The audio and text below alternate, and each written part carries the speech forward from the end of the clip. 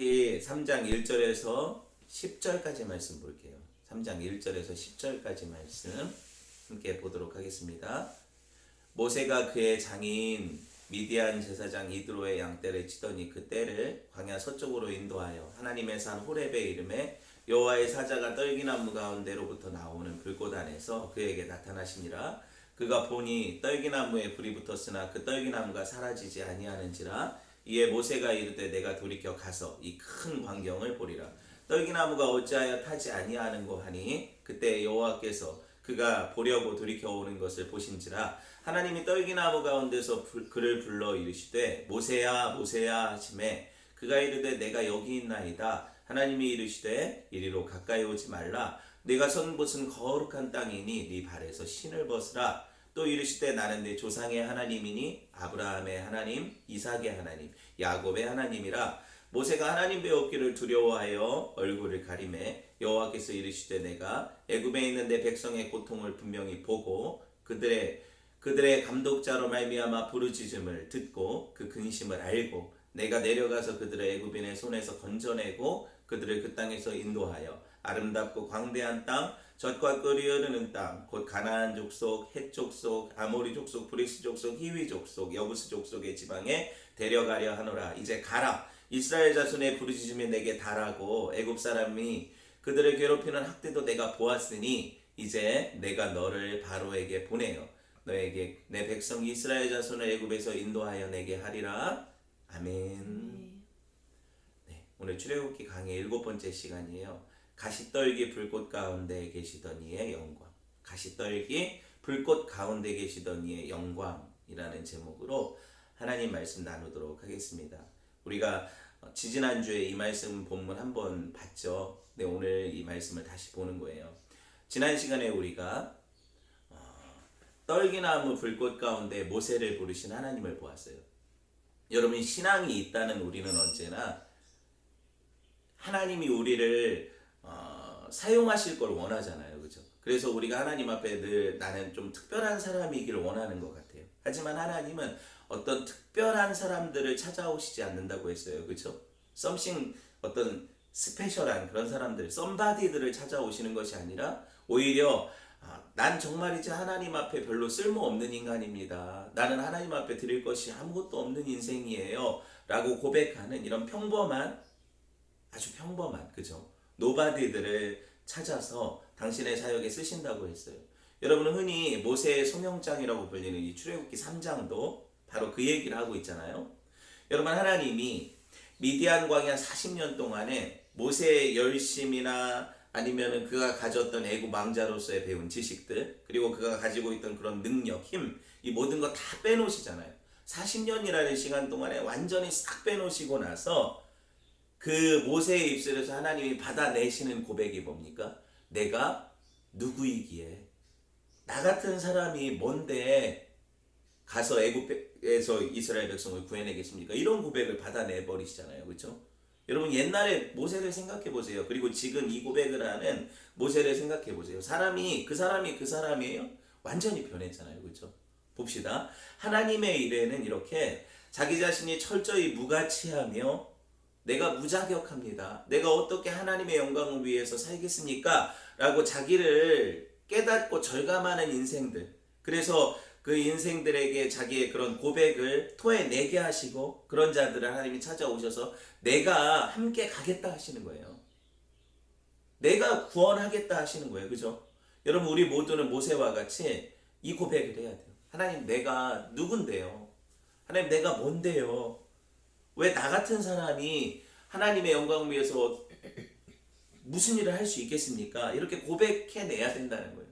그때 하나님이 비로소 우리를 통해 일하신다는 거예요. 이건 가짜로 만들어내는 고백이 아니에요. 하나님 그렇게 만드신다니까요. 실제로 그 사람의 그런 고백이 터져나오게 그들의 인생을 광야 가운데에서 하나님 그렇게 연단하신다는 거예요. 여러분, 우리는 그 전능하신 하나님 손에 붙들린 막대기죠. 막대기가 일을 합니까? 아니잖아요. 그 주인의 능력에 따라 막대기가 힘을 발휘하는 것 뿐이에요. 그렇죠? 여러분, 그 마른 막대기에서 새싹이 돋아나게 하는 건 막대기 능력이 아니죠.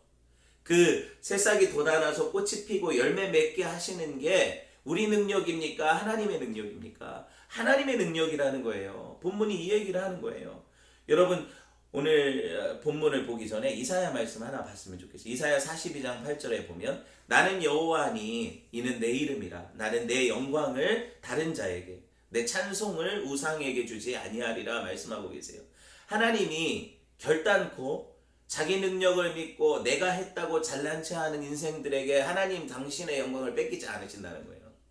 그걸 아셔야 돼요. 여러분 오늘날 우리가 모세와 같이 그 떨기나무 불꽃 가운데 임재하신 하나님 딱 우리가 만났다고 생각을 해보세요. 하나님을 만난다면 하나님으로부터 어떤 말씀을 들을 것 같아요? 똑같아요. 내 발에 신을 벗어라. 네가 주인 아니야. 내가 너의 주인이야. 너는 내가 명령하는 그곳에 있어야 돼. 내가 멈추라고 하면 멈춰야 돼. 내가 가라고 하면 가야 돼. 이거예요. 여러분 우리는 거룩하신 하나님의 임재 앞에서 우리의 발의 신을 다 벗어야 돼요. 내가 주인 되어 살던 우리 삶을 하나님 앞에 다 내려놔야 돼요. 이게 예수님 만난 거죠. 이게 하나님 만난 거죠. 우리 맘대로 우리 방식대로 고집하고 살던 삶을 예수님 만난 이후에도 계속해서 그렇게 살아간다면 우리가 왜 크리스찬입니까? 왜 우리가 하나님의 자녀예요? 하나님의 종이에요? 아니잖아요. 그죠? 우리는 오직 그 성경 말씀에 이런 말씀이 있잖아요. 종에 앉고 일어섬은 주인이 정한다는 거예요. 하나님이 우리가 앉고 일어서는 것을 정하시는 거예요. 여러분 그런데 여기서 이제 생각해 볼게. 만약에 우리에게 명령하는 그 주인이 악한 주인이라면 우리는 악한 일을 할 수밖에 없잖아요. 그렇죠? 근데 우리가 아는 하나님은 어떤 분이십니까? 성경에 계시된 하나님은 어떤 분이세요? 완전한 선이시고 언제나 사랑으로 우리에게 함께 하시고 하나님 그 영광을 위해서 우리들을 아름다운 도구들로 만들어 쓰시는 분이세요. 그렇죠? 그러니까 하나님께 열심히 헌신했다고 해서 우리가 버림받지 않아요. 하나님은 또 악한 주인이 아니어서 마치 우리가 하나님 앞에 그냥 심부름만 하는 빵 셔틀이 되지 않는다는 거예요. 분명히 알아야 될 게 있어요. 하나님이 오히려 우리 같은 사람들을 쓰실 필요가 없어요. 그런데도 불구하고 이렇게 어떻게 보면 무능력하고 무가치한데도 불구하고 찾아오셔서 우리를 쓰시겠다고 할 때 그것이 은혜라는 걸 알아야 돼요. 여러분 그러고 나서 우리는 하나님 앞에 칭찬까지 받는다니까요. 잘했다, 착하고 충성된 종아. 우리가 뭘 했는데요? 우리 안에서 하나님이 하시는 일 아닙니까? 그런데 하나님은 마치 우리가 한 것처럼 이걸 인정해 주신다는 거예요. 그게 은혜 아니에요? 오늘 본문은 지난 시간에 한번 살펴본 본문이지만 너무 깊은 말씀이에요. 그래서 다시 한번 우려내야 돼요. 곰탕처럼. 정말 구약과 신약을 아무리 재탕을 해도 그 안에서 나오는 그 놀라운 뭐라고 해야 될까요? 그 영양가가 떨어지겠습니까? 하나님 말씀의 영양가가. 그렇지 않아요. 이 말씀은 평생에 들어도 우리 안에 계속해서 새로운 능력으로 찾아오시는 말씀이에요. 이 말씀 안에 삼위의 일하심이 나타나 있다는 사실을 아십니까? 삼위 하나님의 일하심이 나타나 있어요. 모세의 소명 장면을 보세요. 마치 뭐가 연상이 돼요? 신약에 예수님이 공생의 시작 전에 요한에게 세례 받으시던 장면과 오버랩이 되고 있어요. 기억하시죠? 성자 예수님께서 친히 세례를 받으시고 성령이 비둘기처럼 그 머리 위에 임하시고 하늘에서는 그 아버지의 음성이 들리잖아요.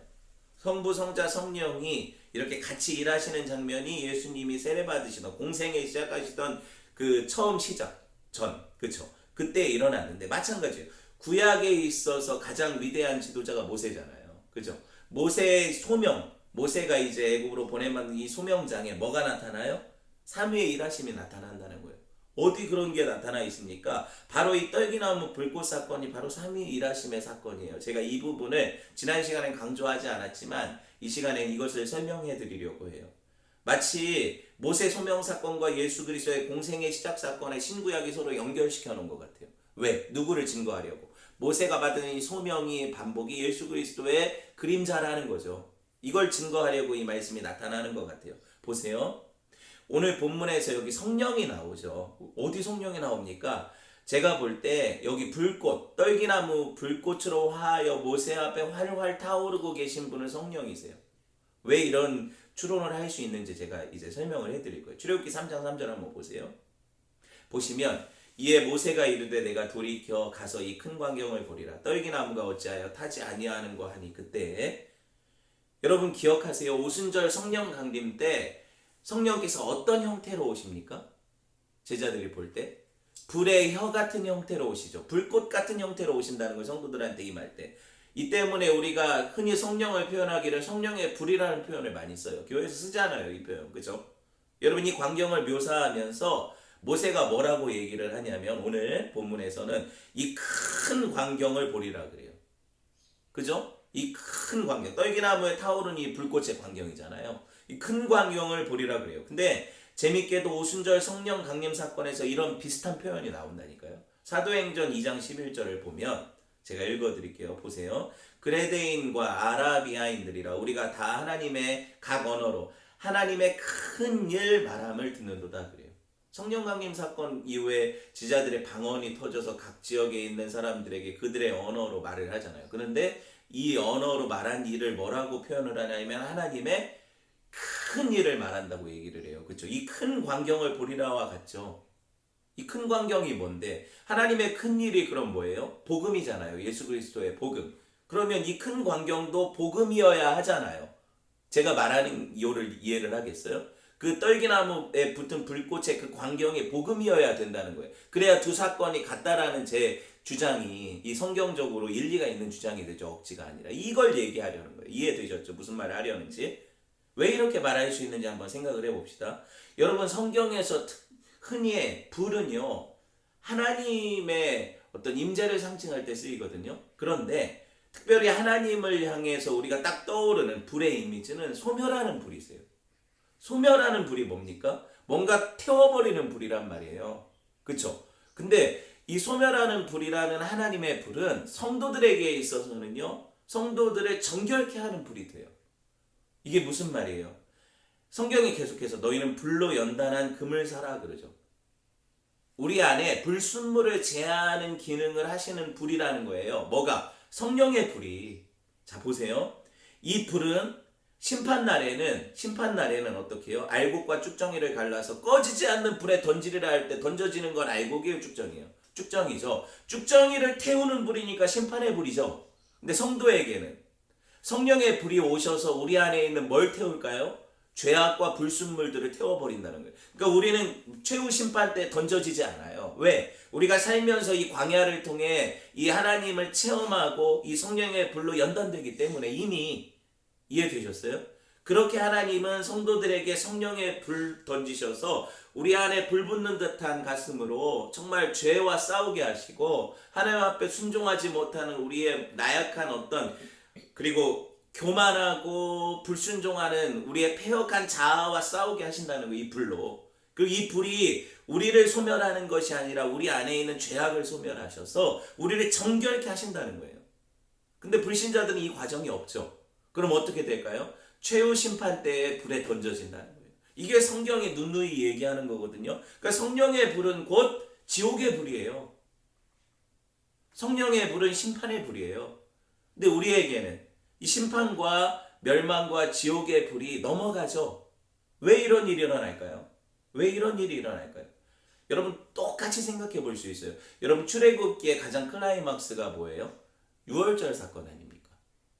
10가지 재앙 중에 클라이막스가 흑암 재앙이 있고 나서 장자의 죽음 때문에 유월절이 일어나잖아요. 이 사건인데 여러분 유월절이 불신자인 애굽 파라오나 애굽 백성들에게 있어서는 어떤 사건이에요? 자기들의 장자가 죽임당하는 아주 끔찍한 사건 아니에요. 그런데 이스라엘에게는 그들이 보존되고 그들이 다시 그 은혜를 인하여 살아나고 구원되는 사건이 되잖아요. 같은 사건인데 무슨 말을 하시는지 아시겠어요? 같은 사건인데 하나는 장자의 죽음을 경험하는 사건이 되고 우리는 하나님의 장자이신 예수 그리스도의 희생을 통해서 살아나는 사건이 되잖아요. 맞죠? 잘 생각을 해봅시다. 전에 보잘것없는 이 떨기나무를 제가 뭐라고 표현을 했어요? 이스라엘 백성이라고 했죠. 모세라고 했잖아요. 모세와 이스라엘 백성들을 상징하는 게 이 아무 열매도 맺지 못하는 떨기나무, 가시나무가 덤불 같은 거예요. 약간 인생들, 무가치한 인생들. 근데 여러분 이 떨기나무를 가르치는 히브리어가 스네예요. 스네라는 발음이에요. 그런데 우리가 이 산을 뭐라고 불러요? 여기서는 호렙산이라고 부르지만 나중에 출애굽해서 이스라엘에 데려간 때 그 산의 이름이 시내산이 되죠. 그럼 발음이 비슷하죠. 어떻게 왔는지 아시겠죠? 떨기나무의 산인 거예요, 이 산이. 근데 떨기나무의 산은 어떤 산이에요? 떨기나무에 붙은 불꽃을 기억하는 산이에요. 떨기나무가 중요한 게 아니라 거기 붙은 불이 중요하죠. 여러분 나중에 출애굽한 이스라엘 백성들이 하나님이 모세에게 하신 말씀과 같이 다시 이 산에 오잖아요. 오늘 말씀에 보면 뒤에 이 산에 와서 다시 예배하게 되리라라는 말씀이 3장 11절 12절 이 여간에 있잖아요. 근데 여러분 이 불꽃 가운데서 실제로 하나님이 똑같은 모습으로 임재하시는 것을 모든 이스라엘에게 보여주시거든요. 지금은 누구만 봐요? 모세만 봤잖아요. 그런데 이 장면을 하나님이 이 임재를 모든 출애굽 백성들에게 보여주세요. 봅시다. 출애굽 19장 18절 시내산의 연기가 자욱하니 여호와께서 불 가운데 거기 강림하심이라. 그래요 안 그래요? 그렇잖아요. 그렇죠? 모든 백성들이 보잖아요. 그 연기가 옹기가마 연기 같고 떠오르고 그 온 산이 크게 진동하며 출애굽 이스라엘 백성들이 그 임재 하나님의 거룩하신 임재 앞에 엎드려서 하나님을 예배하는 백성이 돼요. 그 산에서 성막 받죠. 그 산에서 율법 받죠. 맞잖아요. 그러니까 예배자가 돼요. 성전이 되고 예배의 기능을 하게 돼요. 실제로 바로에게 모세가 말한 출애굽 이유가 뭡니까? 우리가 3일길쯤 광야로 가서 뭘 하겠다? 하나님을 예배하겠다. 우리는 하나님 예배해야 되는 백성인데 여기서 너네들한테 이렇게 있을 수 없다 이거잖아요. 출애굽기 8장 1절 보면 이렇게 얘기하거든요. 여호와께서 모세에게 이르시되 너는 바로에게 가서 그에게 이르기를 여호와의 말씀에 내 백성을 보내라. 그들이 나를 섬길 것이라. 여기서 섬길 것이라는 단어가 아바드예요. 예배하다는 뜻이에요. 하나님을 예배하게 될 거라는 거예요. 하지만 여러분 떨기나무의 불꽃의 상징에서 보여지듯이 이 예배는요. 전에 제가 지지난 시간에 얘기했잖아요. 이스라엘 백성들 자기들을 태워드리는 예배 아니에요. 이걸 착각하지 말라는 거예요. 오늘날 교회가 이걸 많이 착각하는 것 같아요. 자기들의 희생과 헌신을 기쁘게 받으신다고 생각하는 것 같아요. 물론 희생과 헌신이 따르죠, 예배에는. 그런데 더 중요한 건 뭐예요? 자기가 떡이 아니에요. 하나님께 올려드리는. 우리 안에 계신 예수의 헌신과 희생이 드러나야 되는 거예요, 예배가.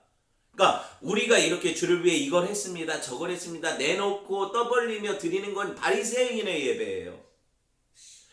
나는 이렇게 연약하고 하나님께 내어드릴 게 없는 곰팡이난 떡 같은 인생인데 하늘의 떡이신 그 생명의 떡이신 예수 만나서 내가 그 예수를 먹고 마시며 내 안에 살아계신 그분의 왕성한 능력이 주께 예배하게 합니다.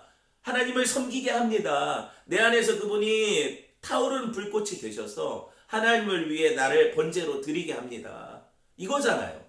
이게 예배거든요. 그러니까 우리가 우리 희생을 자랑하는 게 예배가 아니에요.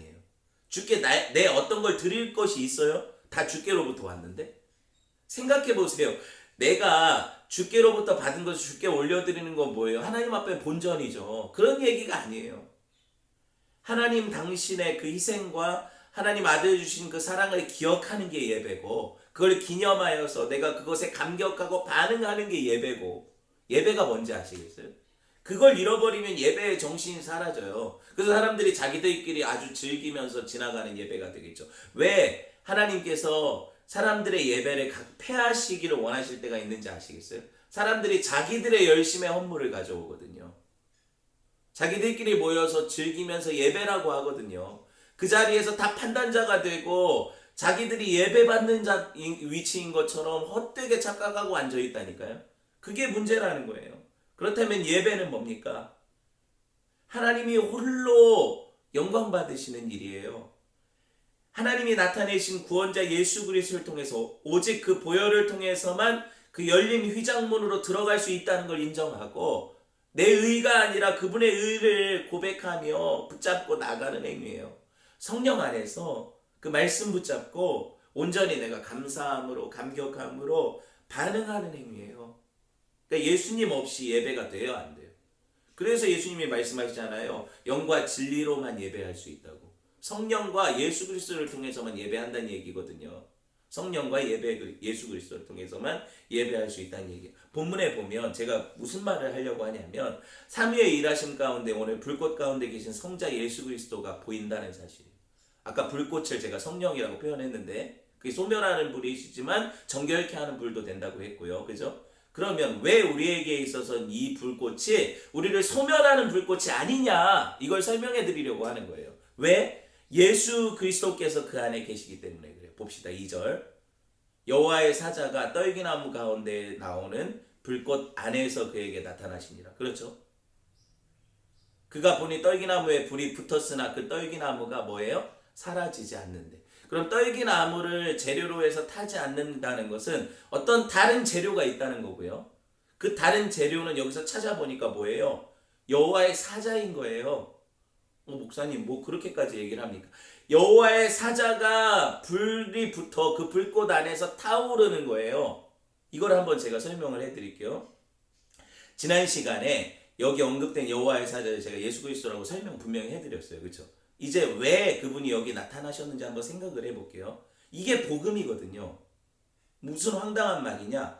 가시떨기가 뭘 상징한다고 했어요? 죄인인 우리를 상징한다고 했죠. 왜 죄인인 우리를 상징할까요? 그냥 하는 말이 아니거든요. 성경은 한마디도. 아담이 범죄한 이후에 땅이 낸 게 뭐예요? 가시떨기 아닙니까? 엉겅퀴 아닙니까? 그러니까 죄인의 상징인 거예요. 그 죄인에게 불이 붙었으나 타지 않는 것은 뭔가로부터 보호받는 거예요. 그 죄인이 타야 되는데 타지 않는 것은 누군가가 그 죄인들을 보호하고 있는 거예요. 아시겠어요? 이게 복음이라는 거예요. 가시떨기 나무는 언제나 우리 죄를 생각나게 하죠. 하나님 앞에. 내가 다 없어질 인생이라는 걸 기억하게 한다는 거예요. 내가 그런 죄인이라는 거. 그런데 이 불꽃은 소멸하는 불꽃으로 내리시지만 우리가 소멸되지 않아요. 소멸되지 않아요. 왜 그런 거예요? 누가 함께 하시기 때문에? 거기 예수 그리스도께서 함께 하시기 때문에 그래요. 그분이 모든 소멸하는 불을 자기 몸으로 받으시는 거예요. 이게 십자가예요. 하나님의 모든 불붙은 진노를 그분 몸에 쏟아내시는 거예요. 그분이 받으셨으니까 우리가 받는 게 아니잖아요. 우리는 그 안에서 타오르고 있지만 내가 타지 않는 거죠. 이걸 여러분 제가 어거지로 설명한다고 생각하는데 다니엘과 세 친구의 이야기 기억하세요? 성경은 이거를 너무 그림으로 우리한테 많이 보여주거든요. 다니엘과 세 친구의 이야기에서 그 세 친구들이 느부갓네살의 금신상에 절해요, 안 해요? 정말 안 하잖아요. 절 안 했을 때 화가 잔뜩 나가지고 그 고관 백성들 앞에서 느부갓네살이 명령을 하죠. 저 사드락과 메삭과 아벤느고를 집어 넣어라, 저 풀무불에. 그랬더니 던져요, 안 던져요? 던져요. 근데 너무 화가 나서 풀무불을 7배나 더 뜨겁게 하라고 했어요. 7배 뜨거운 풀무불은 진짜 딱 7배의 온도를 높였다는 게 아니라 최고 뜨겁게 하라는 거예요. 7이 완전수잖아요. 고대에 있어서.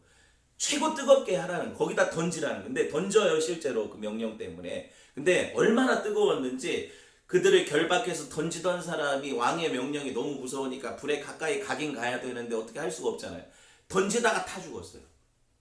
그러니까 그 불이 가짜가 아니라는 얘기를 하는 거예요. 그런데 그 불 안에 들어갔던 사람들이 어떻게 해요? 멀쩡하죠. 신기한 게 뭐냐면 느부갓네살과 신하들이 보니까 어떤 일이 벌어졌어요. 그 안에 세 사람을 던졌는데 몇 명이 있어요? 4명이 있잖아요.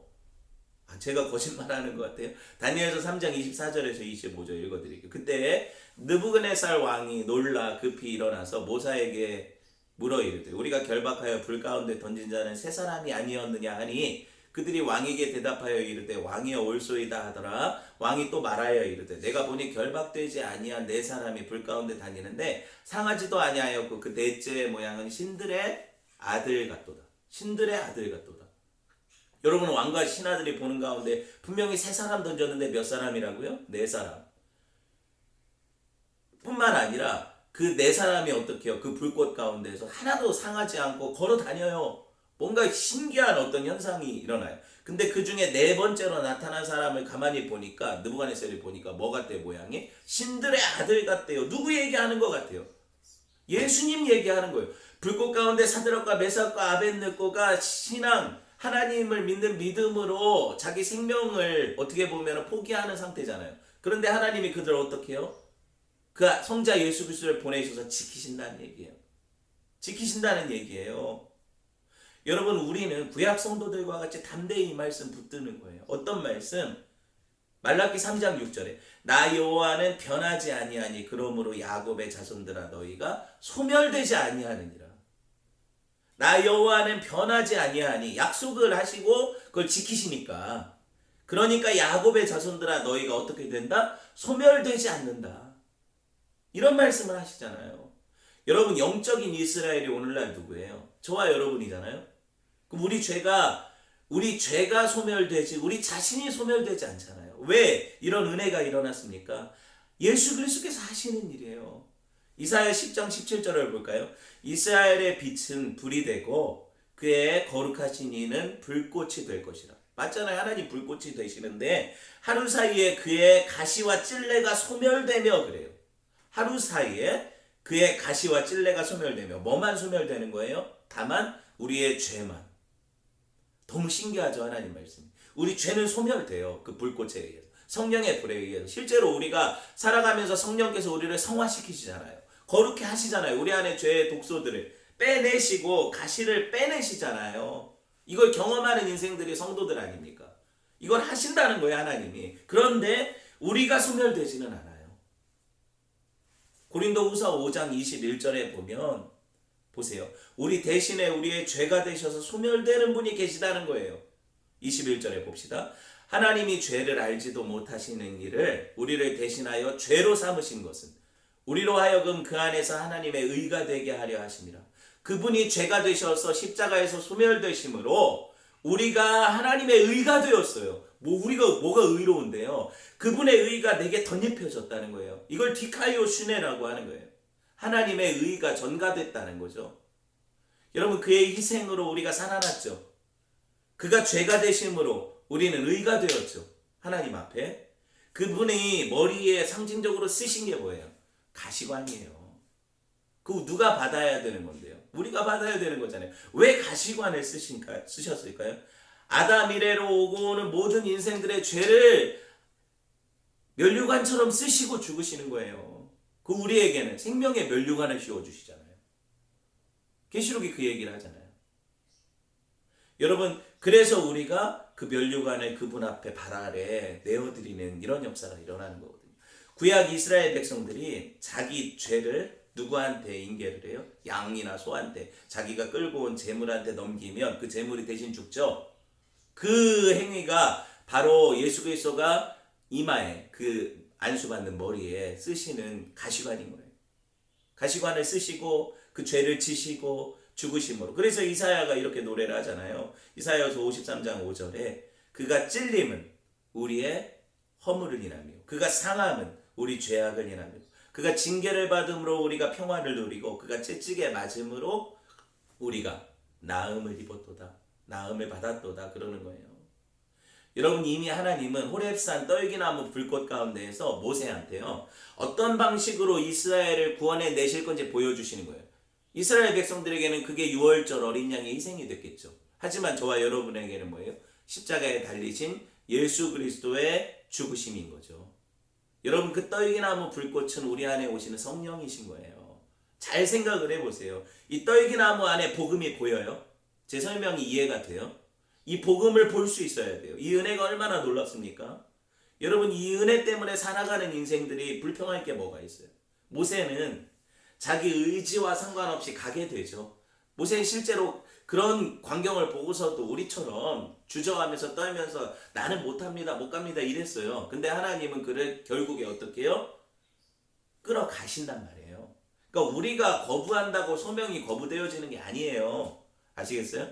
하나님이 쓰시고자 하시면 어떤 그릇이라도 하나님이 택하여 쓰시고, 그를 만약에 더러운 그릇이라면 정결케 하시는 작업을 통해서 40년이 걸리든 몇 년이 걸리든 그게 하신 다음에 하나님이 그를 쓰신다니까요. 그러니까 여러분, 걱정하지 마세요. 하나님은 당신의 사역자들을 당신이 택하시지, 그래서 예수님이 제자들을 자기가 부르시는 거예요. 제자들이 예수님 그 학원에 등록한 게 아니라 제자들이 예수님이 부르시잖아요. 뭐 하고 있는데 그 물고기 잡고 있는 어부들한테 나를 따르라 그러시고, 배와 그물을 버려두고 따라가고, 이렇게 되는 거거든요. 우리의 생업의 현장, 우리 가정, 우리가 있는 그곳에서 우리를 보고 계신 그분이 어느 날 부르시는 거예요. 여러분 보세요. 출애굽기 3장 7절에서 10절 보면 우리가 이제 오늘 본문에 보니까 하나님께서 쭉 말씀하시는 내용이거든요. 여호와께서 이르시되 내가 애굽에 있는 내 백성의 고통을 분명히 보고, 누가 봐요? 하나님이. 그들의 감독자로 부르짖음을 듣고, 누가 들어요? 하나님이. 그 근심을 알고, 누가 아세요? 하나님이. 내가 내려가서 그들을 애굽의 손에서, 하나님이 내려오신대요, 건져내고 그들을 그 땅에서 인도하여 아름답고 광대한 땅, 적과 꿀이 흐르는 땅, 곧 가나안 족속, 헷 족속, 아모리 족속, 브리스 족속, 히리 족속, 여부스 족속의 지방에 데려가려 하노라. 이제 가라. 누구한테 하시는 거예요? 모세한테. 그럼 보세요. 하나님이 가신다며요. 그죠? 하나님이 보시고 아시고 하나님이 들으셨으니까 하나님이 가신다더니 내려오셔서 하시는 말이 이제 가래. 누구한테? 모세한테. 이거예요. 하나님이 함께 가시는 거예요. 모세 혼자 가는 게 아니라고요. 그러니까 하나님이 함께 가시는 거예요. 보세요. 이제 가라. 자손의 부르짖음에 내게 달하고 애굽 사람이 그들을 괴롭히는 학대도 내가 보았으니 이제 내가 너를 바로에게 보내어 너에게 내 백성 이스라엘 자손을 애굽에서 인도하여 내게 하리라. 내가 친히 함께 하리라는 거예요. 여러분 보세요. 여러분 이 하나님을 믿으세요? 그분께 예배하며 그분과 교제하고 있어요? 오직 믿음으로 하나님 의지하고 계시냐고요? 그렇지 못하다면 우리 떨기나무 불꽃 가운데 말씀하시는 그분의 음성 들어야 돼요. 이 삼위 하나님은 오늘도 우리 가운데 말씀하고 계시거든요. 정말 부끄러운 게 뭔지 아세요? 우리는 인간들이 쌓아놓은 지식이나 지혜, 이뤄놓은 수많은 과학 문명들, 업적, 제도, 시스템들에 도취되어 있어요. 이것들이 은연중에 우리 자랑이 돼요. 그죠? 우리나라가 잘 나가고 IT 강국이고 뭐 문화 콘텐츠를 이끌어 간다는 게 은연중에 내 자랑이 됐잖아요. 그죠? 그게 무슨 대단한 어떤 것인 것처럼 그것이 우리의 의지하는 것이 되지 않아요? 맞잖아요. 더 엄밀하게 말하면 그것들이 우리 안에서 우리 신앙이 돼요. 과학기술, 의료, 뭐 문화 이런 것들이 우상이 된다고요. 여러분 안 그러냐고요. 이번 코로나19 사태를 통해서 우리가 알게 되는 게 뭐예요? 눈에 보이지 않는 바이러스 하나도 우리는 감당해낼 수 없는 나약한 인생들이라는 거죠. 그죠? 우리는 아침 안개 같고 정말 풀꽃 같은 인생들이라는 거예요. 쓰러질 수밖에 없는, 누구의 보호가 없으면, 우리를 창조하시고 구속하신 우리 하나님의 보호가 없으면 우리는 무너질 수밖에 없는 나약한 인생이라는 거예요. 우리가 그렇게 자랑하던 어떤 나라의 시스템, 의료, 기술, 과학 이런 것들도 우리를 지켜주지 못하잖아요. 여러분 이 2달 앞으로 언제까지 갈지 모르지만 온 세계가 패닉이에요. 지금 우리나라뿐만이 아니잖아요. 얼마나 참담합니까? 그 대단한 과학기술과 문명을 자랑하는 나라들이 우리보다도 더 못해요. 그죠? 우리나라보다도 더 못하잖아요. 미국 보세요. 일본 보세요. 다 숨기기 급급하고. 그쵸? 그들이 얼마나 무기력한가를 보여주잖아요. 여러분 우리가 늘 신경 쓰는 게 뭐예요? 국제 정세를 신경 쓰죠. 북한의 뭐 동양, 뭐 중국과 미국과의 알력, 일본과의 관계. 근데 여러분 우리가 이런 거 물론 신경 써야 되겠지만 그 시간보다 우리가 더 눈치 봐야 되고 신경 써야 될 분이 계시다는 거예요. 성도는 기도하세요. 그 시간에 하나님을 의지하세요. 그거 찾아보면서 어떻게 이렇게 할까 저렇게 할까 두려워하기 전에 우리를 지키시고 낮의 해와 밤의 달도 상치 못하고 해치 못하게 하시겠다는 그 약속을 여러분 붙잡으셔야 돼요. 성도가 뭘로 살아야 돼요? 믿음으로 사는 거죠. 하늘 양식으로 사는 거죠. 근데 우리는 늘 이 세상의 것들을 찾아다니다 보니까 땅만 바라봐요. 그래서 문제라는 거예요. 땅만 바라보면 우리가 묻힐 무덤자리만 찾는 거예요. 하늘을 바라봐야 우리가 갈 본향을 보죠. 하나님이 살아계신데 여러분 우리가 자랑하는 이런 것들이 다 허장성세예요. 모래성 같다고요. 보세요. 한류를 통해서 얼마나 전 세계가 열광했어요. 젊은이들이. 그런데 이 코로나 터지고 나니까 한류고 뭐고 한국 사람들 다 오지도 말라고 하잖아요. 제 말이 틀려요? 거기 유럽 같은 데서 동양인들은 다 싸잡아서 어떻게 보면 무슨 복균자들이 병균 퍼뜨리는 것처럼 무시하고 아무 뭐 열도 안 나고 건강한 사람들인데도 테러도 당하고 그러잖아요. 여러분 뭐가 우리의 안전입니까? 뭐가 우리의 믿는 바예요? 우물안 개구리처럼 살면 안 돼요. 여러분 우리가 뭐 가능성이 있고 우리나라 뭐 국민성이 어떻고 제가 이걸 다 무시하는 게 아니에요. 우리 문화 콘텐츠가 정말 좋죠. 저도 BTS 좋아해요. 훨씬 더 어떻게 보면은 국위를 선양하고 좋잖아요. 근데 그런 것들이 우리 의지가 아니라니까요. 우리가 의지할 대상이 아니라니까요. 안심할 근거가 되지 않아요. 한순간이거든요. 여러분 이번 사태 주범으로 지목된 게 어디예요? 신천지죠. 신천지인데 우리 교회가 얼마나 10년, 20년 동안 신천지 이단의 그런 잘못된 점을 해악들을 드러내려고 노력했어요. CBS에서 방송도 하고 했잖아요. 많은 노력을 했지만 세상 사람들이 콧방귀도 안 꼈고 관심도 없었죠. 그쵸? 실제로 그들 안에 당하는 이들도 있었을 텐데. 근데 문제는 뭐예요? 이번에 이 사태를 통해서 그들이 확 드러나고 세상으로부터 그들이 완전히 공공의 적이 됐잖아요. 교회가 그렇게 열심히 하려고 해도 안 됐던 일을 하나님이 한 번에 해버리시잖아요. 그러니까 이런 역사가 사람들의 생각과 계획 안에서 일어나는 일이냐는 거예요. 우리가 노력하고 열심을 통해서 이 일들을 할 수 있냐고요. 보세요.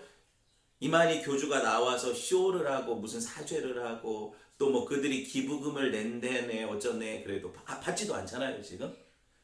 그런 것들을 해도 무릎 꿇고 쇼를 해도 이제 그들이 더 이상 이 사회 우리나라 안에서 그들의 영향력을 발휘할 수는 없을 것 같아요. 제가 볼 때 그래요. 그럼 이 일을 누가 하셨냐고요. 하나님이 하셨다는 거예요. 여러분 보세요. 국가 권력이 정말 대단하다고 해도 하나님만 하겠습니까? 하나님의 권능만 하겠어요? 하나님 전능하신데. 마찬가지로요. 여러분 지금 우리가 이렇게 예배를 인터넷으로 하고 있잖아요. 극단적인 어떻게 보면 예배당 폐쇄를 나라가 했다고 생각하면 오산이에요. 이거 하나님이 하신 거예요. 저는 분명히 고백하는데 하나님이 어떻게 보면은 큰 교회당의 문들을 걸어 잠그시고 우리도 작은 교회인데도 걸어 잠그게 하신 이유가 있다는 얘기를 지난 시간에 제가 드렸지만 비대해진 기독교, 상업화된 기독교 하나님 싫어하세요. 여러분 우리의 추한 일면이 뭐예요? 우리만 알고 독단적이고 사회를 위해서 또 국민들을 위해서 우리가 헌신이나 희생을 별로 하지 않아요. 사실 그런 부분이 있죠. 물론 하고 있는 교회들은 죄송하지만 뿐만 아니라 우리가 우리끼리만의 잔치로 빛과 소금이 아니라 꽁꽁 묶여 있었던 우리 안에 아직들 하나님 보게 하시는 거예요. 그리고 이거를 어떻게 보면은 정말 뭐 가슴 아픈 일이지만 욕도 먹게 하시고 제가 여러분들한테 이런 어떤 이야기를 드리는 이유가 있어요. 우리가 언제까지 어떻게 보면은 저는 이런 생각을 했거든요. 작은 교회를 이렇게 같이 우리가 개척을 해서 지금 4년, 5년째 이렇게 같이 가고 있지만 인간적인 마음에서는 이게 물론 하나님이 모이게 하셨지만 우리 마음이 그런 게 있잖아요. 내가 이 교회를 지켜가야지. 우리 교회가 이게 좀 더 부흥하고 영원히 이렇게 같이 좀 천국 가는 그날까지 같이 했으면 좋겠다. 인간적인 바람들이 있고 소망들이 있단 말이에요. 그런데 여러분 이 모든 것들을 차치하고 그게 우리 마음이라 하더라도 그게 하나님의 뜻인지가 중요하다니까요. 이게 중요해요. 하나님의 뜻이 아니라면 난 내 발에 신을 벗어야 돼요. 내가 원하는 대로 가지 말아야 돼요. 만약에 우리 교회가 계속해서 끝까지 이렇게 어떻게 보면 모여서 예배하는 공동체로 죽을 때까지 같이 함께하는 공동체로 하나님이 정하시지 않았다면 헤어지는 것도 하나님의 뜻이라면 헤어질 수도 있다는 거예요. 목사가 뭐 배불러서 이런 얘기를 하는 게 아니라 여러분도 마찬가지잖아요. 여러분도 언제라도 하나님이 여러분 앞에 여러분 발에 신을 벗으라고 하면서 너는 이제 더 이상 샘솟는 기쁨의 교회에서 할 일을 역할이 끝났다. 이제 다른 곳으로 가서 예배해라. 그럼 그렇게 가야 돼요. 무슨 말인지 아시겠어요? 우리가 주인이 아니라고요. 교회의 주인이. 우리가 이거를 어떻게 이렇게 저렇게 할 수 있는 그런 사람들이 아니라고요. 하나님의 뜻이 완전히 서는 거예요. 제가 좀 극단적으로 얘기를 하면 혹여라도 국가 권력이 교회 문을 어거지로 닫으라고 한다면 적어도 수많은 교회들이 그런 명령에 의해서 교회 문을 닫지는 않을 것 같아요. 그 중에 저도 한 사람이고요.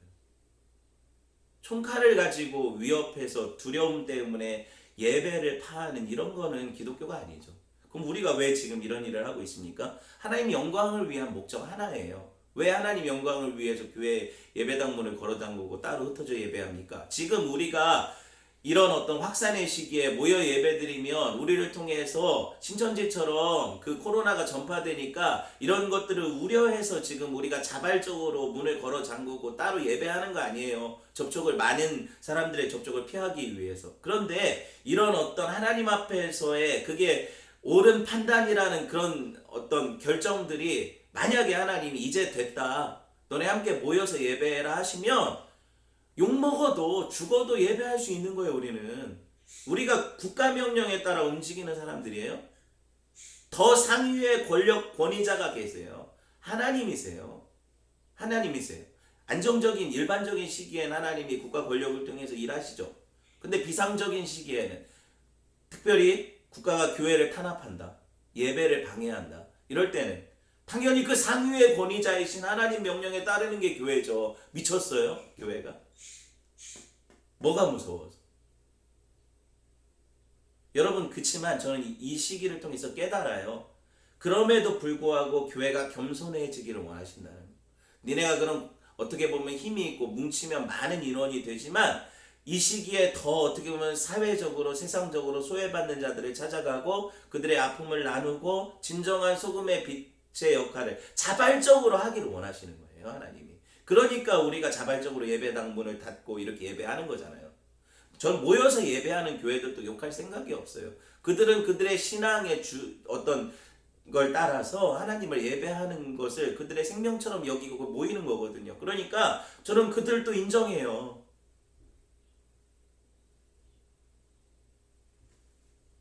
이 시기에 저와 여러분이 알아야 될 거는 예배당은 교회가 아니라는 거죠. 하나님 이거 딱 보여주시잖아요. 그럼 교회는 뭡니까? 성령이 거하시는 전인 여러분 한 사람 개개인이 교회고 우리 두세 사람이 모인 것에 하나님의 임재가 있으니 이게 교회인 거예요. 우리가 예배하면 그 자리가 예배의 처소인 거죠. 여러분 이걸 분명히 깨닫는 기회가 이 시기가 됐으면 좋겠어요. 앞으로 몇 주가 더 될지 모르겠지만 예배는 공동체 모임 가운데 임재하시는 하나님만 경험하는 게 예배가 아니에요. 여러분 각자의 흩어진 삶의 자리에서 일하시는 그분의 능력을 보는 것도 예배예요. 여러분 이 시기에 우리가 낮아지지 않아서 되겠습니까? 이 기회에 교회가 새롭게 정화되지 않아서 되겠어요? 신천지랑 똑같이 되게 하면 사람들이 좀 다 그렇게 욕하잖아요. 댓글 보세요. 신천지와 다를 게 뭐냐 그러잖아요. 그럼 안 되잖아요. 우리가. 그렇죠? 예수 피를 힘입어 진정한 예배 드리며 하나님께 나아가는 시기가 됐으면 좋겠어요. 이 시기간이. 제가 지금 뭐 교회의 대사회적인 책임이라든가 도덕성 회복 얘기하는 게 아니에요. 분명히 알아두세요. 물론 우리가 그런 것들을 열심히 어떻게 보면은 이 사회의 구성원으로서 해야 되겠죠. 그렇지만 그것이 우리 예배당 문을 닫는 그런 이유는 아니에요. 진정한 이유는 뭐예요? 하나님의 영광인 거예요. 그걸 아셔야 돼요. 하나님의 영광이에요. 그게 성도의 존재 이유고 교회의 존재 목적인데 그걸 벗어나면요. 욕먹어도 돼요. 그걸 우리에게서 뺏어가려고 하면은요. 투쟁해야죠. 생명도 걸어야죠. 진리의 말씀에 입각해서 교회는요. 검은 걸 검다고 하는 거고요. 흰 걸 흰다고 하는 거예요. 절대로 회색을 얘기하지 않아요. 이걸 분명히 알아야 돼요.